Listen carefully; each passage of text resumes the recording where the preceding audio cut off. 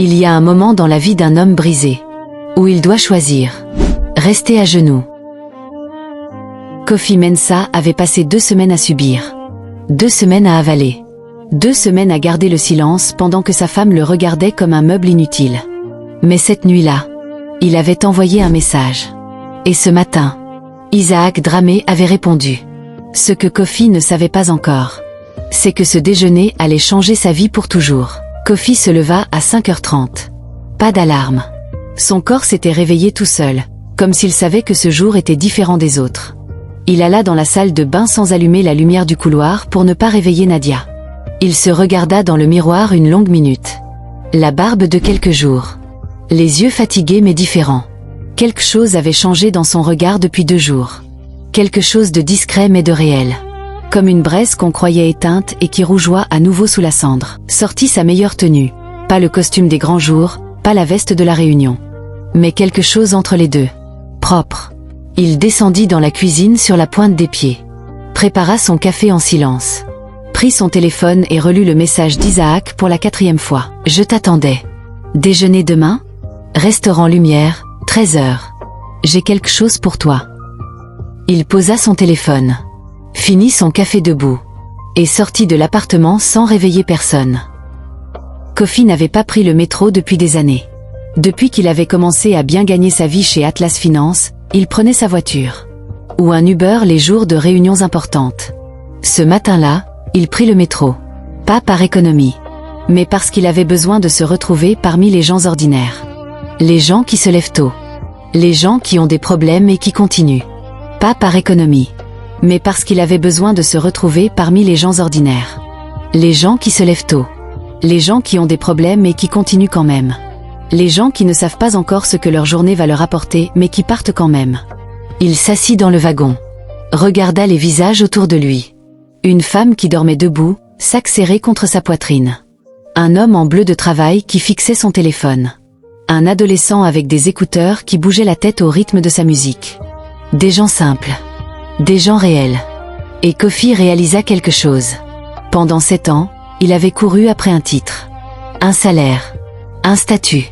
Il avait mis une cravate tous les matins pour prouver quelque chose à sa femme, à ses collègues, au monde. Et le jour où ce titre avait disparu, il s'était effondré. Pas parce qu'il avait perdu son travail, mais parce qu'il avait oublié qu'il était en dehors de son travail. Le métro s'arrêta à sa station. Kofi se leva.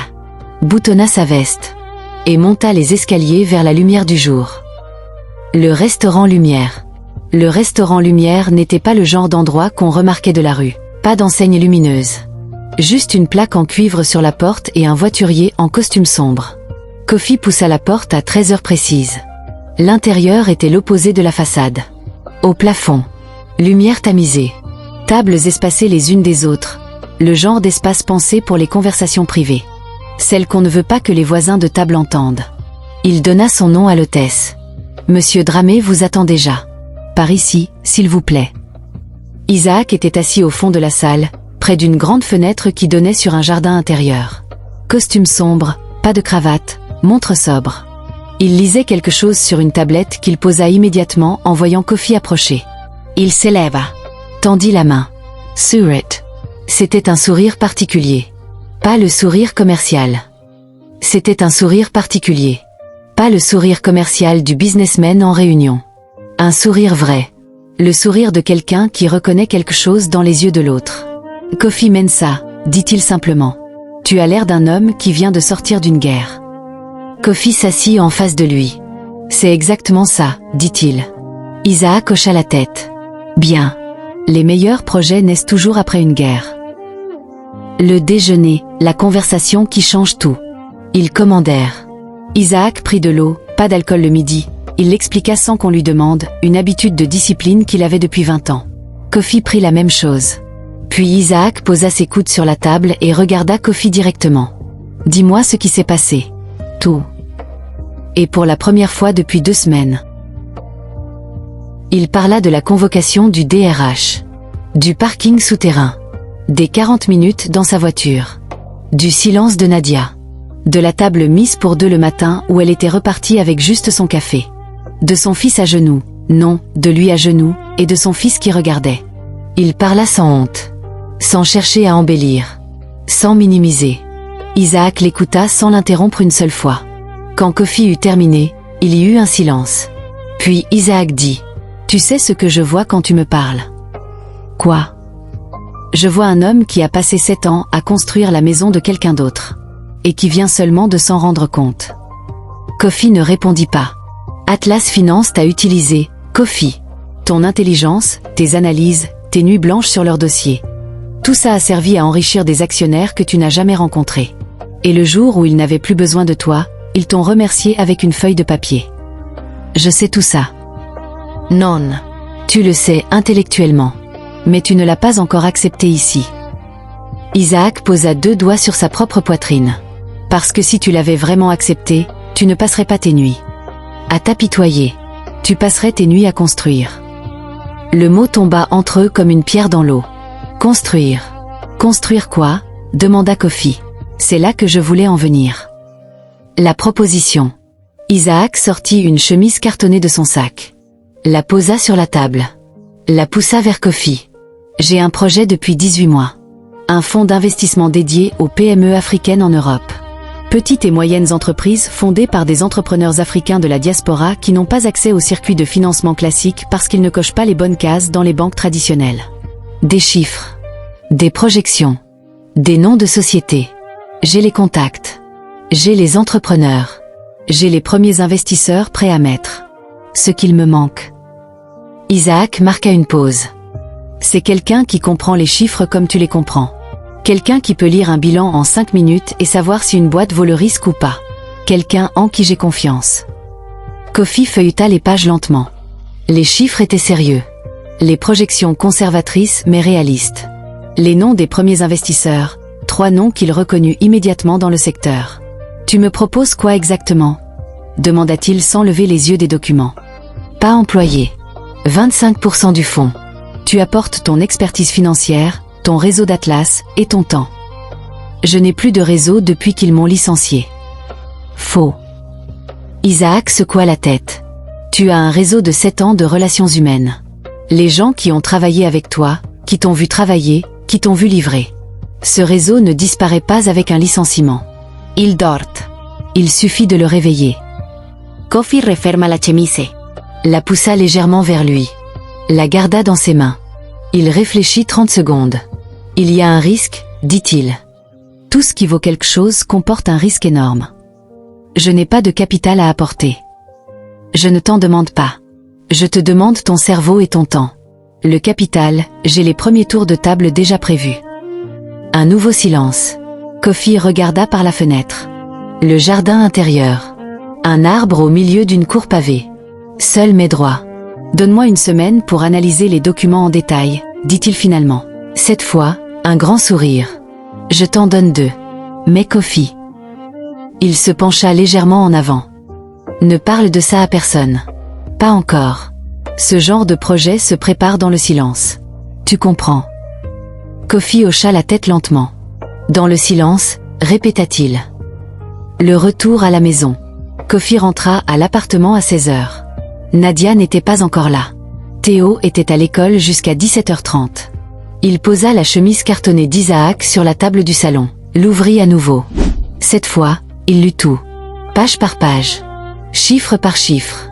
Et plus il lisait, plus quelque chose grandissait dans sa poitrine. Ce n'était pas de l'excitation. Pas encore. C'était quelque chose de plus profond. Plus solide. Les projections tenaient la route. Les risques étaient réels mais calculables. Les noms des premiers investisseurs pesaient suffisamment pour crédibiliser le projet. Et la vision d'Isaac, créer un pont financier entre l'Afrique et la diaspora, était quelque chose que Kofi comprenait dans ses tripes, pas seulement dans son cerveau. Un stylo. Et il commença à travailler. Vraiment travailler. Pas envoyer des candidatures dans le vide. Pas attendre que son téléphone sonne. Mais construire. Il travaillait encore quand il entendit la clé tourner dans la serrure. Il ne leva pas les yeux. S'arrêta en voyant les papiers étalés sur la table. C'est quoi tout ça ?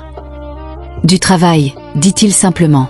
Du travail, dit-il simplement, les yeux sur ses notes. Elle s'approcha légèrement. Quel travail ? Tu as trouvé quelque chose ? Je travaille, répéta-t-il calmement. Elle resta immobile quelques secondes, attendant plus d'informations. Il n'en donna pas. Elle alla dans la cuisine. Il l'entendit poser ses affaires, ouvrir le réfrigérateur, soupirer légèrement.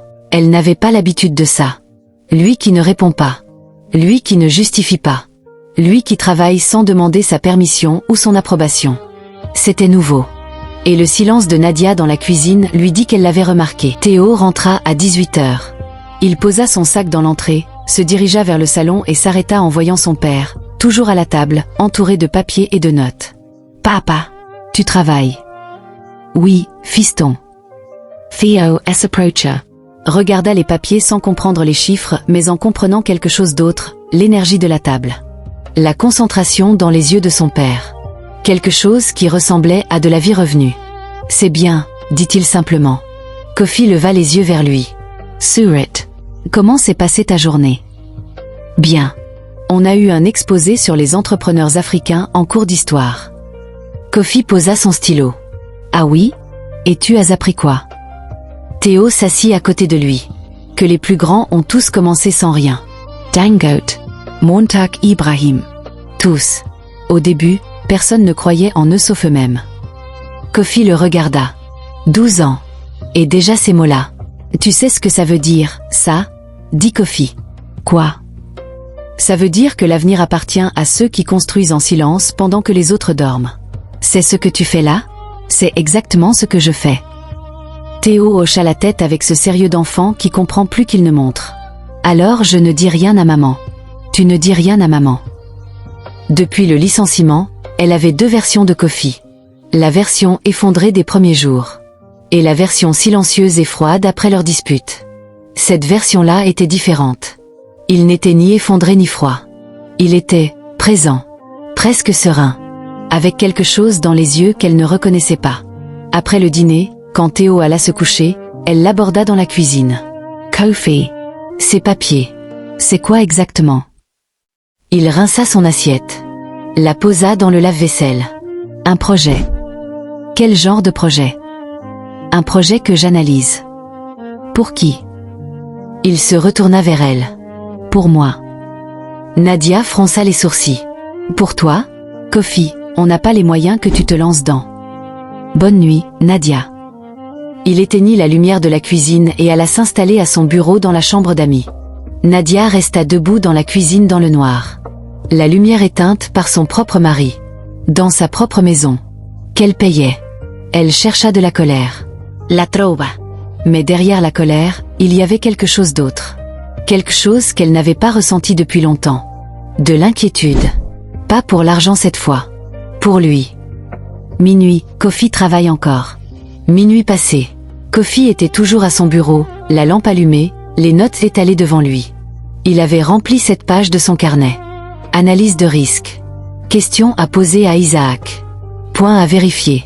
Contact potentiel dans son ancien réseau. Son téléphone vibra. Un message d'Isaac. Tu dors. Kofi Surit. Répondit. Non. Je travaille sur tes projections. Réponse immédiate d'Isaac. Déjà ? Bien. Dis-moi ce que tu vois. Et pendant 2 heures, ils échangèrent des messages. Des chiffres. Des questions. Des réponses. Construisant ensemble, à minuit, les fondations de quelque chose que personne autour d'eux ne voyait encore. À 2 heures du matin, Kofi posa son téléphone. Il éteignit sa lampe. Il éteignit sa lampe. S'allongea sur le petit lit de la chambre d'amis. Ferma les yeux. Et pensa à la phrase de son père. Un homme peut tout perdre. L'argent. Le travail. La maison. Mais jamais sa dignité. Il pensa à Théo qui avait dit « Je te fais confiance, papa ». Il pensa à Isaac qui avait dit « Les meilleurs projets naissent toujours après une guerre ». Il pensa à Nadia dans la cuisine dans le noir.